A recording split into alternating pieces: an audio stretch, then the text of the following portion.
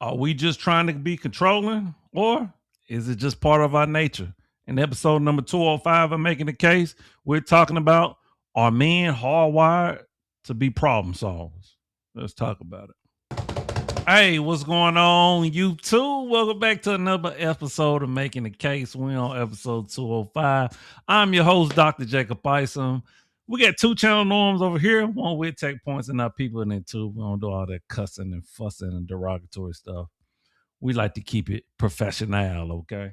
So in this episode, we're talking about, are men just naturally born problem solvers? Of course, I think a lot of us understand the answer to that question. That would be yes. Men and women were both designed to um, do a certain task. And for men, that task is to problem solve. That task is to be protector, provider, to go out there and do the hard work, to go out there to do things that women and children can't physically do, right? So whatever you, if you want to take it to a religious route, a social route, an economic route, it doesn't matter what route you want to go to. It kind of is what it is, right? Now, have that biological nature or function in men, has it adapted, has it evolved? Absolutely, right?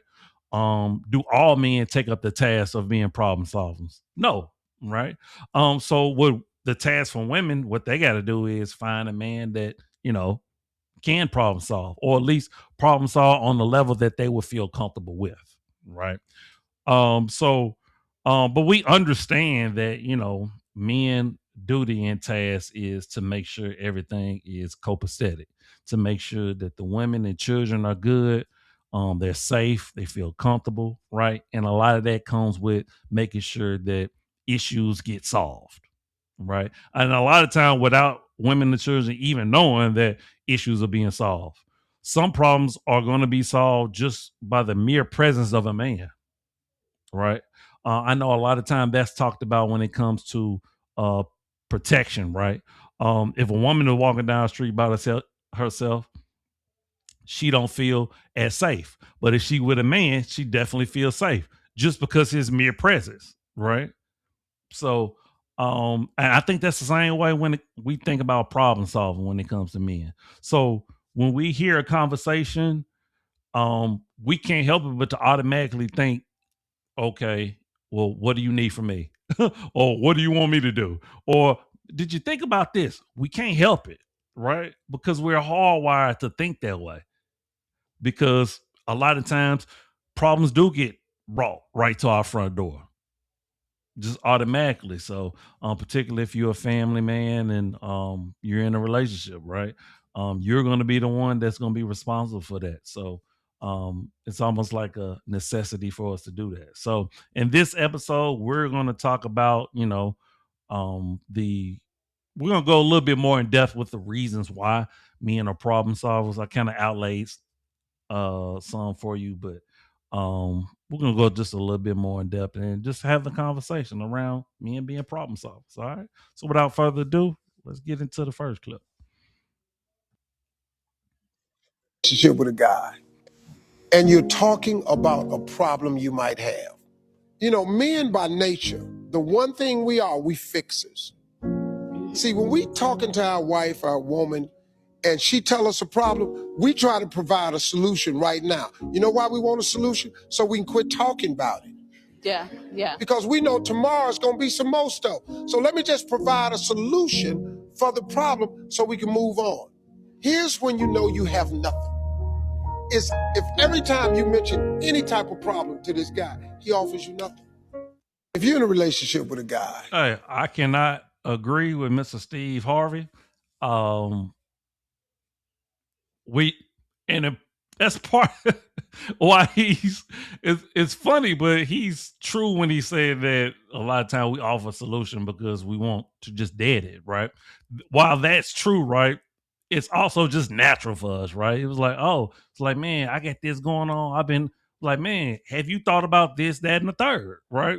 So we naturally, and another reason behind that is the fact that we do way more research and we have way more knowledge on actionable things, right? And what I mean by that is things that actually, because men do more non-fictional reading than fictional reading. The numbers say that, right? Women reading way more romance novels and way more, Lord of the Ring books and stuff like that, right? We reading how to do manuals, procedure manuals. How can we do this and do that? So the reason why that is because we know at the end of the day we're going to be asked or tasked uh with fixing something, with doing something, with being productive, right? So we want to be on our P's and Q's. So that's another kind of element of it that we got to talk about as well.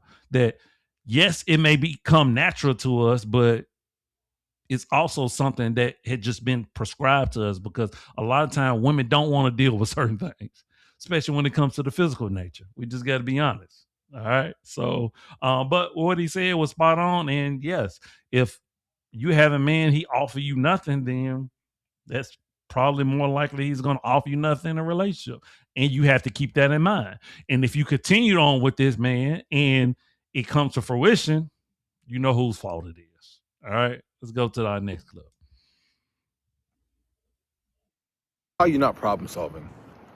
Why have we made it so normalized for us to just smoke, drink all day and throw our life away? Testosterone rates are dropping rapidly.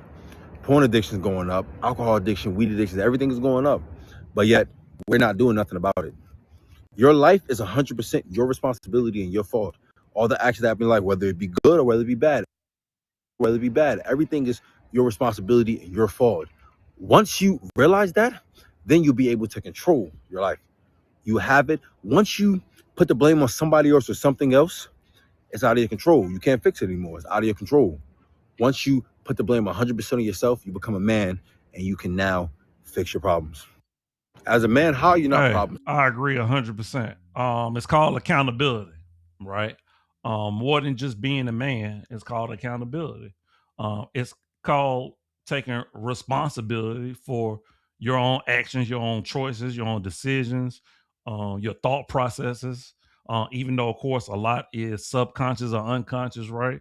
At the end of the day, you still responsible for the actions, whether or not you're going to be responsible for that thought regardless, right? And of course, if you say it, you're going to be held accountable for it. So at the end of the day, you have no choice but to be a problem solver because it makes no sense to just play victim and blame other people. It's not going to get you anywhere, right? It's not going to get you respect. It's not going to bring you success, right? And it's definitely not going to bring you women. So we just got to be honest. So at the end of the day, uh, wise words from a young man because he seems like he's pretty young, but we have to be problem solving just for our own individual life on a micro level. Forget talking about on a macro level. For our own individual life, if we want happiness, right, we have to be able to take something when it doesn't work, take something when it does work. When it does work, say, hey, how can I make it better? When it doesn't work, how can I get better? That is the mentality that a man must have, right? Because once again, the bearing's going to be on us, whether you like it or not, fellas. Let's get to the next clip. So tell me about some of the most difficult problems you worked on and how you solved them. And that question, I think, is very important because the people that really solve the problem, they know exactly how they solved it. They know the little details. And also tell me about some of the most difficult problems you worked on. And someone who's is enamored by making sure that they solve a problem, who is dedicated, focused, disciplined, right? See, all those traits I mentioned are very masculine traits, right? Which is the reason why you typically hear men talking about problem solving, right? Or, you know, aspects of, okay, how do we solve conflict? Or, how do we get over this hurdle? How do we do this? How do we do that? Right. Not that women can't, right? It's just that men are fixated on it because we understand what it is our responsibility and our duty. So for all the people who may complain about what men may not do, we understand what men do, right? So there is a responsibility that is on the shoulder of men and men alone. And women have their own charge in life. And of course, we've gotten away from what men and women should do, their roles and etc., which once again is another topic for another day. But at the end of the day, we're talking about what men are responsible for. And it is a process. It's something that we're driven by. Part of our purpose in our lot in life as men is to be a problem solver. Okay. You can't run a successful business. You can't be in a successful relationship and be the head of that relationship without being a problem solver. So whichever way you want to slice it, it kind of is what it is. All right. Actually, that's our last video clip, man. We're not gonna extend this video too much longer, man. But hey, let me know what you think in the comments, man, about men being natural problem solvers. Do you agree? Disagree? Hey, let me know. Of course, y'all already know. I appreciate y'all rocking with me, man. Hit that like button, share it, do all that good stuff. All right. But as always, I'm you and me. Love, always love, eternal. Remember, the worst thing you can do is lie to yourself. And we out. Deuces. One love.